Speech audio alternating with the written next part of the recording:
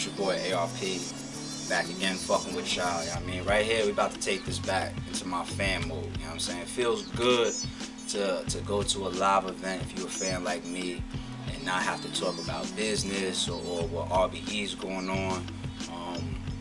Back into full-fledged fan mode right now, fresh off of this Queen of the Ring event, Caskets of Classics. I know y'all heard a lot about it at this point, especially because of the fucking controversy and the antics and whatnot. We're gonna get into some of that, you know what I'm saying? Like I said, I'm back in my recap full fan mode right now, so I'm gonna recap the battle. I'm gonna recap the event as a whole. I'm gonna try to skip through this as quick as possible. I know I always fucking say that, but I'm really gonna make an effort to keep this one as short as possible. So if it seems like I'm skipping out on a lot of details, pardon, but I really just want to recap the event, speak on the battles real quick, some of the artists, and then keep it moving for y'all. You know what I mean? So, alright, so before I jump to the battles, first and foremost, great event. A lot of people heard about the venue change. I mean, if you've been to a Queen of the Ring event before this one live, you know that we was in, I shouldn't say we, I'm not a Queen of the Ring member, but you know that they was in Brooklyn, Zab Judas gym. And you want to know what? That was a good home for Queen of the Ring, you know what I'm saying? Like everything was always cool in there. They always had a nice little DJ set up in there, always had food in there. Battles always turned out great, good location and everything. But for their own reasons and their own situations, whatever the case may be, they had to change locations, you know what I mean? So now we at this, or they was at this new ring, this new venue, you know what I'm saying? That was in the Bronx. You know what I mean? I think it was what 141st Street. Yo, just keep it real. It's an upgrade. You know what I mean? The VIP section, in the level above, the second floor above the ring. You know what I mean? It was a good space up there, real roomy. People was able to move around. They had food for the VIP people. It was complimentary. You know what I mean? If you had a VIP ticket and if you was upstairs. I think that was a great addition to give back to the people that purchased the VIP tickets, to get them free food, you know what I mean? Food was available for general admission downstairs as well, you just have to pay for it. So the venue was good, the time, we didn't start at 3 o'clock, they didn't start at 3 o'clock like they said they was gonna, but when they did start, it still ran very, very fast and ended around the time that they said it was gonna end. I mean, so it was all good. It was well coordinated, ran fast, smooth event, good turnout. So, yo, congratulations to Queen of the Ring on the new venue and all that, and having a successful event. You know what I mean? Shout out to them. All right, let's get into these battles real quick. The first battle you had, C versus Diesel. Now, Diesel is the one that be pulling out the bandana and putting the bandana on her face and all that. You know what I'm saying? Now the girl C, this was a kind of close match, you know what I'm saying? I admit, I never saw C before. I actually had C going in. I thought she was gonna be able to surprise Diesel from things that I seen in Diesel. To be honest, I thought that, you know what, little clips that I saw C, maybe I just went out on a limb and chose C going in. You know what I mean? But I think Diesel edged this battle. You know what I'm saying? I'm trying to remember what rounds right now, but it's hard. It's hard. There may have been some stumbles in the first round, nothing significant, but I'm gonna move on from this battle. I'm just gonna say that, yeah, Diesel edged this battle. It was a solid battle. You know what I'm saying? Next up, we had Miami versus Lady E.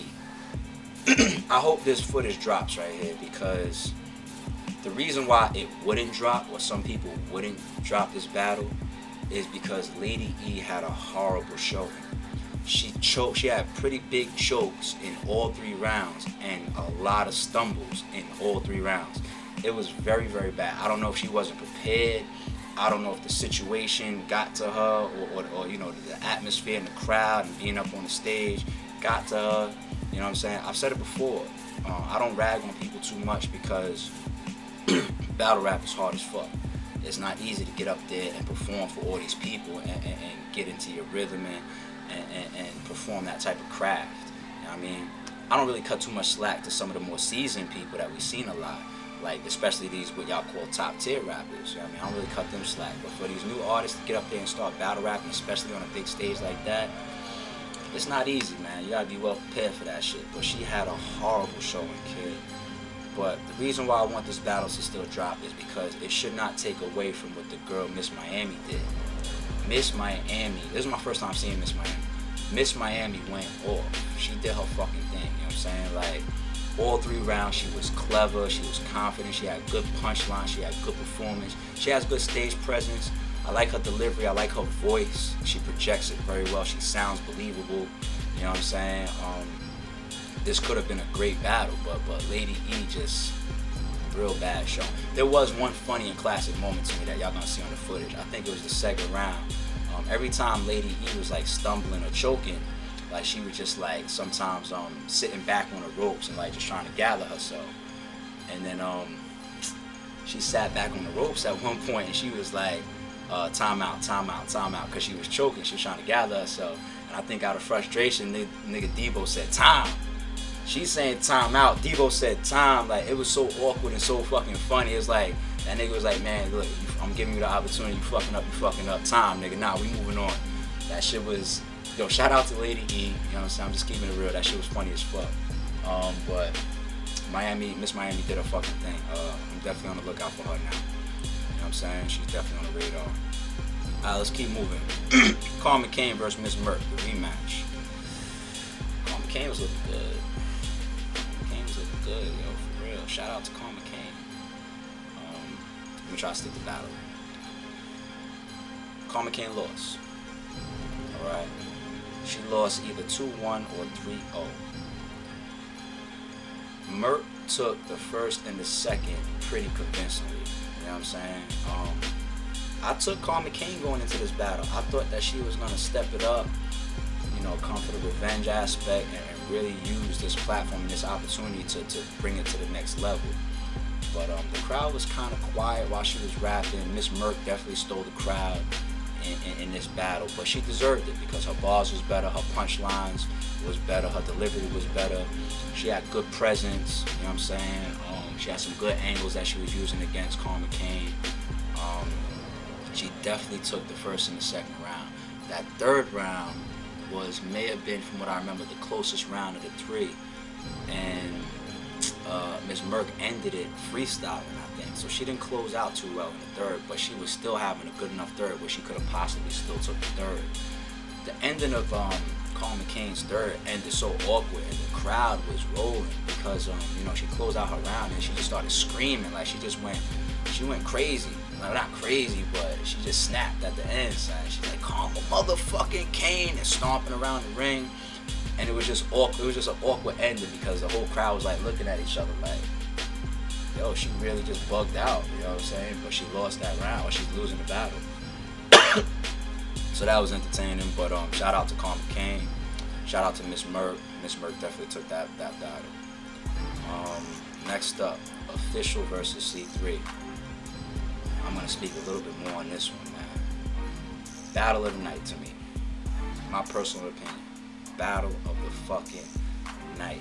Yo, before I speak about the ladies individually, I'm just going to run across the battle real quick. Coin goes up in the air. C3 says, fuck that coin flip, and goes first. I think that was a bad choice. And, well, the turnout was definitely a bad choice. You know what I'm saying? Because C3 had a lot of shit, but Official is so crazy. It's better to try to get the last lick on her. Going first, not a great choice. So C3 goes first, and she has a classic first round, kid. Like, I'm telling myself, I don't see how the fuck she's gonna top that round. You know what I mean? Crazy first round.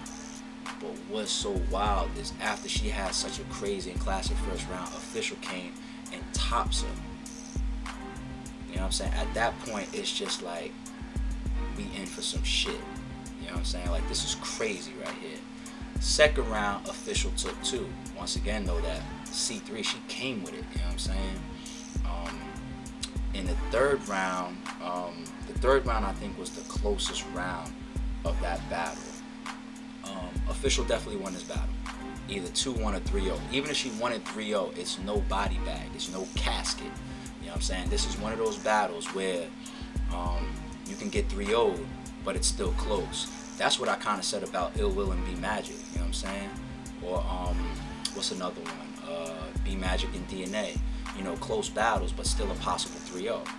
3-0 doesn't always mean a body bag. You know what I'm saying? So, very close battle, but Official won. Official definitely took this. I gotta speak a little bit on Official, man. I consider myself to be, you know, somebody that's been around battle rap since close to the origins of it. I go back to the DVD days and prior. You know what I'm saying? Like, I remember watching the Cassidy and Murder Mook little dispute and grudge match unfold and all that shit. Like, I go back, man. You know what I'm saying? I'm not no little youngin' to this shit. I'm not a new fan. You know what I mean? I say that to say I've always had a pretty good eye for battle rap talent. I think I'm also a very good battle rap critic. I think I've always been good at, you know, looking at an artist and saying whether they nice or they trash. You know what I mean? After seeing them perform. And Official jumped up to my favorite battle rap MC, female MC last night. So to me, that's significant. I'm not gonna say who was my favorite female battle rapper prior. Right now, I'm not gonna get into that, but she jumped up. She jumped up to my first spot. I think she should be in everybody's female battle rapping top 5. Period. I don't care who you got in there. I don't care if you got Jazz, Hustle, 40. I don't care who you got in there. Official belongs in everybody's top 5 right now, son. And you know, I'm talking to my boy Kayvon from Quiet Room, and we was talking about how many niggas she could beat. Yo, it's real. It's real. Official will fuck a lot of these male MCs up. Badly. And let me talk about this ghostwriting shit that people was talking about a little bit. I seen that online about that she have a writer. I'm gonna tell you why I 100% believe that she does not have a writer. When you watch her delivery and you watch her performance, it's so perfectly tailored to the bars that she's spitting that it just looks so genuine that she wrote that shit. It don't look like no Milli Vanilli, like she's just repeating or lip syncing or whatever, some shit that somebody gave her. Because her performance and her delivery of the bars, especially the delivery, that's key. It matches the bars so perfectly. You could tell that she crafted it herself. And it is kind of fucking astonishing to me that she is that fucking good. It really is. It really is. I don't want to take nothing away from C3 because she did her fucking thing. I know C3 has a good, strong following. She has a lot of biased supporters too. So you're going to see a lot of people saying C3 won because she did good enough to still, you know, say that. People still say that she won. But trust me, man. I mean, Official won. Let's just keep it real. I don't care who you are, how biased you are, how close you are to C3, or how much you love C3 or whatever. She lost the battle. You know, there's a winner and there's a fucking loser. It's all good. Like let's not be biased and let's not do the whack shit. Some people win, some people lose. You bounce back, whatever. And she don't need to bounce back. She had a great showing. So shout out to fucking Official, man. Whew. That girl is crazy. That girl is fucking crazy, son. Alright, what do we have after that? We had Don Lady versus Star Girl Lady Red after that. Now, to me, that battle was underneath the main event because their names and the potential for that type of, you know, clashing of similar styles, I guess to me was bigger than Official and C3, but it should have been reversed. You know what I mean? Like yeah, Queen of the Ring, y'all definitely should have had Official versus C3 underneath the main event because they stole all the thunder going into Don Lady versus Stargirl Lady Red. I like Stargirl Lady Red. You know what I'm saying? I like Don Lady. You know what I'm saying? I think Don Lady still has a classic performance underneath her belt with her 2-on-2 with Tori Doe. You know what I'm saying? I think she went off in that battle. I loved her in that battle. Don Lady has great presence. She's confident. You know what I mean? She's funny. You know what I mean? Bar-wise, delivery-wise, Don Lady and Stargirl Lady Red are not top of the game. But we know that. You know what I'm saying? We expected to hear some loud, funny, ghetto-ass, coming at each other type of lines. You know what I mean? And that's what we got. That's what we got. Don Lady took the first round. The second round was debatable. And then I think Don Lady edged the third round. Or she may have clearly taken the third round. I forget. But Don Lady wins 2-1 or 3-0 against Stargirl Lady Red. I'm going to move on from that battle now. Daylight versus 40 Bars, the main event. A lot of y'all heard about this already. I called into the Angry Fan Radio show last night. We was debating about Daylight and his antics. You know what I'm saying? I called in right after Daylight went off air. You know what I mean? Talking about some of the things he spoke on and talking to my man 3 Letter Man, an Angry Fan, behind his antics and what he brings to the game. Check that interview out. Or that radio show out. I think it's interesting. Alright, first and foremost, fucking 40 Bars, shout out to her and her fucking outfit. And what the fuck she was wearing, man. Like, she was looking good last night, yo. Like, she was looking, yo, 40, come on, son. You're not gay. You know, I respect people's preference. I don't care if you like women or you like, I don't give a fuck what people do. But yo, come on, you gotta fuck with the fellas, man. For real, who's this? You gotta fuck with us. I'm not saying me, anybody, but come on, like, we love you, girl. You know what I'm saying? You looking real good out there, and when we hear that, you know, you rocking with the ladies, I mean, it's all good. I'm not hating. I'm sure a lot of us fellas ain't hating, but it's like, come on, man. You look too good to not be fucking with us. You know what I mean? Let me stop. But yo, the girl's looking good. I could tell that 40 was wearing a mask because when she had her shit folded up, you could still see 2 holes in the side. You know what I mean? So I saw that early and I tweeted that out to my followers like, yo, I think 40 got a mask on. But anyway, so battle starts. 40 goes first. 40's never been known for aggression and top-notch performance. So we didn't expect that. We expected bars from her and maybe some type of counter-punch antics from her. You know what I mean? I guess that's what we expected going in. But we definitely expected just bars. She did her thing in the first round, you know what I'm saying? But Daylight didn't do any antics in the first round. You know, he didn't move around or nothing. He just put down his mask, walked straight up in 40 Bars grill, stood with her face to face, and just talked down on her, screamed down on her. You know what I mean? Just barking bars at her. You know what I mean? Like he was trying to sun her, for real. And I like seeing Daylight like that. Let's get back to these bars, you know what I'm saying? If you're gonna do antics or whatever, then they gotta be a little bit spread out to where the fans still get to see you come back to the bars heavy in a particular matchup, because we know that he got him. You know what I mean? So that first round was just all bars. Oh yeah, when he pulled down his mask, that's when 40 pulled down her mask. I love that. Yeah, you know I mean, like that was a beautiful counter punch. You know what I'm saying? Like, you gonna pull down your shit? Well, I got a mask on too, nigga. You know what I'm saying? Like, I like that from 40 Bars. That was clever.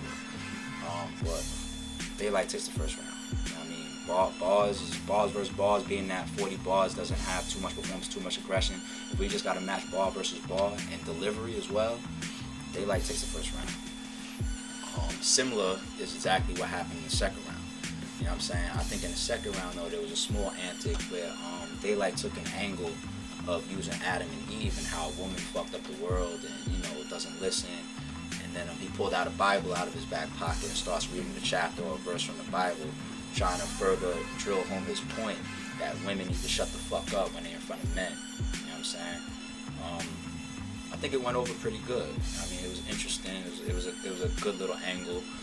Old Red kind of used that angle versus Miss Hustle. You know what I'm saying? But they still had their differences, so it's all good. You know what I mean? In those angles. Daylight takes the second round. Talk of the town. Third fucking round. I don't even fucking remember that much of what happened now in this third round, and that's what Daylight does. He finds ways to erase his opponent from being talked about, or to erase his opponent from even being mentioned in the battle. You know what I'm saying? Like, coming out of the B Magic battle, a lot of people were just talking about the Matrix shit that he did, and he did do what he said he was going to do, which is remove Magic from the battle for a point in time when he had the fake Lux or the Lux impersonator spit, and he was on stage. You know, B Magic did step back and was enjoying it and just laughing and chilling. And at that point, people weren't looking at B Magic; they were just looking at the Lux impersonator and Daylight side. You know what I mean? So he finds ways to snatch the moment. You know what I mean? To the point where it's just all about him. And that's all that's talked about. And that's what he did in the third round, man. That's what he did in the third round. Like, I was on the further side of the ring upstairs, from the entrance. You know what I'm saying? From the door, on the side with the cameras and everything. Whatever he did was on the other side with his back to me. You know what I'm saying? So he did give his warnings at first. He did like twice. Like, I suggest all the guys, you know, leave at this point. And honestly, if you look around, a lot of niggas started leaving. I mean, a lot of niggas started leaving. Me, the role that I took, I was like, listen, if I see him go into his pants, I'm turning around. You know what I'm saying? That's the decision I made for myself. And I did something similar at King of the Dot when he battled Lil Pesci. When he put his hand into his pants, I didn't know what he was about to do, so I turned around. Like, me and Poison Pen, you know what I'm saying? Me and Pen was like right damn near right in front of me, next to me. Like, and we both were like, yo, what's going on? Like, what's he doing? Like, what the fuck, yo? You know what I mean? Like, not looking, but, you know what I mean? Just trying to make sure that we don't involve ourselves in that shit. You know what I'm saying? And that was my approach for this. I was like, yo, if he's gonna do some dumb shit, I don't know if he's pump faking. I don't care if he's pump faking. I hope he is. You know what I'm saying? But if he does some shit like that, you know, I'm gonna turn around or whatever. See a lot of niggas start leaving or whatever, you know, and you know, he did ask the women to take a vote. Like, if I get 10 women to raise their hands, which is gonna be easy in a room full of fucking women, I'm gonna pull out or whatever. So he jumped up on the fucking turnbuckles, and whatever happened on the other side of him, he did. I don't know. Talk to the women or some of the guys that was on that side or whatever, but his back was to me. So, like, thankfully, you know what I mean? That's the only reason why I was able to keep watching the show. It's because his back was to me. But supposedly, yeah, he did that next shit, son. Like, let's break this down though. You know what I'm saying? Like, people talking about his antics and why he did that, or if he did that, and where he chooses to do this shit. I fully believe that Daylyt is a very smart person when it comes to him tactically using his tactics. Would you see him pull out on an RBE stage or a URL stage? No. Or a King of the Dot stage? No.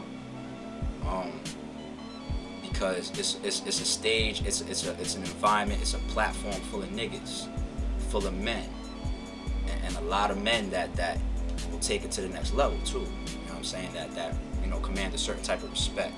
You know what I mean? So people are saying, oh, he disrespected Debo.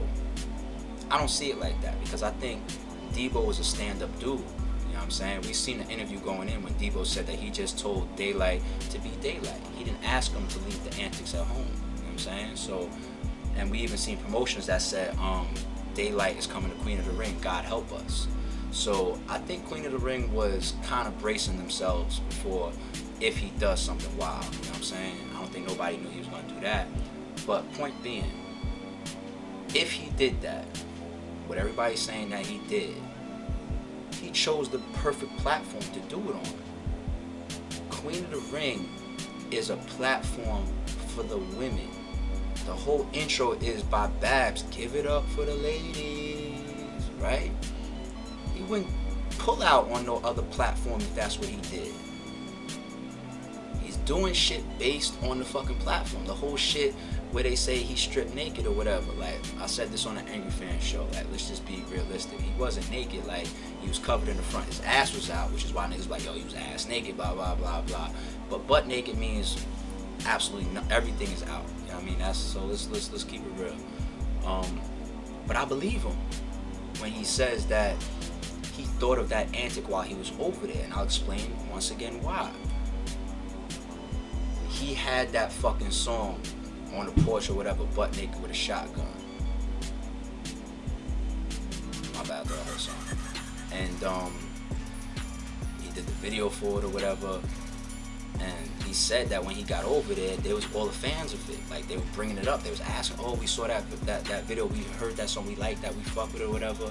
The reason why I don't think he prepared that antic and he did think it up on the spot is because if he really prepared that shit, you're just gonna walk up in a store, whatever type of store, whatever, and buy some shit to rock with. You know what I mean? he put that shit together with a napkin and a shoelace out of his sneaker. So I do believe him when he says that he thought that up on the moment. You know what I mean? Fuck, I gotta put it in real life or something, because he thought that demographic of people was fucking with that song so much. So he gave them what they was telling them. And if you think about it, a lot of people in the crowd was fucking cheering. Men. So he's tactical with his fucking antics, my nigga. He's tactical, son. You know what I mean? So I don't know what else more to say about that. I will summarize it and say that Daylight definitely took round 1 and round 2. He achieved his purpose by stealing the show and stealing all the talk from the third, because I don't know what happened with the third. Once he started talking that shit, it's just so many people started leaving and talking, and the crowd was getting restless, and there was a little scuffle or a fight that broke out, I think, or whatever. Like, it's just the whole shit started like getting all hectic in there, you know what I mean? And getting the crowd under control and everything was just wow, nigga. You know what I mean? So, hey, you know, it is what the fuck it is. You know, I could go more into breaking down my beliefs and opinions on Daylight and his antics, you know what I'm saying? Check out that Angry Fan show. That should be getting uploaded, starring Daylight. I called in, Flames called in, I think Uncle Murder called in, you know what I'm saying? So check that out when it drops. I give a little bit of a deeper analogy of my thoughts on some of the things that he's doing, you know what I mean? But alright, yo, Daylight 2-1. Yo, shout out to Queen of the Ring, man. Yo, tune into my next vlog. I'm gonna step it up a notch. It's gonna be real entertaining. I'm about to add a new angle to the RBE Vids channel. You're gonna see what I'm talking about when I get into my next vlog and I upload it for y'all. But yeah, it's your boy ARP. RBE is the movement. Shout out to my partner, my brother in crime, Shout out to Sci Fan Creations and the whole production team. Shout out to the boy Jay Sci. I'm out of here, yo.